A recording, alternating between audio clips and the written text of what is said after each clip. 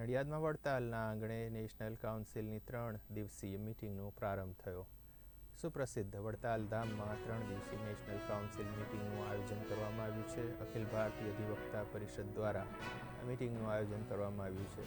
સમગ્ર કાઉન્સિલ મીટિંગમાં જમ્મુથી કન્યાકુમારી અને આસામથી લઈને ગુજરાત સુધી સમગ્ર દેશમાંથી અંદાજે 1000થી વધુ એડવોકેટ જોડાયા।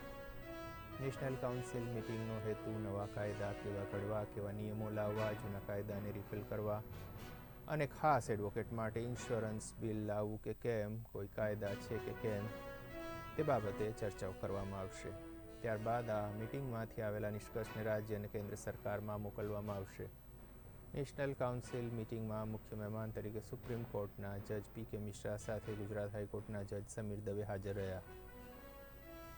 एजेंडा समग्र न्यायिक क्षेत्रे भारतीय कानूनी व्यवस्था न्यायिक क्षेत्र અને અધિવક્તાઓ માટેના ઉત્થાન માટેના કાર્યવાહી કરવી, ચર્ચા વિચારણા કરવી, જે કાંઈ પણ બદલાવ જરૂરી હોય તે બદલાવ માટે પ્રસ્તાવ પારિત કરીને તેનો અમલ કરવો તથા સરકારશ્રીને રજૂઆત કરવી। આ કાર્યક્રમમાં સુપ્રીમ કોર્ટ ઓફ ઇન્ડિયાના ન્યાયાધીશ શ્રી પી.કે. મિશ્રા સાહેબ, ગુજરાત હાઈકોર્ટના ન્યાયાધીશ શ્રી સમીર દવે સાહેબ, તે સિવાય આવતીકાલના સત્રમાં ગુજરાત હાઈકોર્ટના ન્યાયાધીશ માન્ય ગીતા ગોપીજી એ પ્રકારના મહાનુભાવો આવે છે। તે સિવાય રાષ્ટ્રીય સ્વયંસેવક સંઘ તરફથી માન્ય અરુણકુમારજી આવી રહ્યા છે।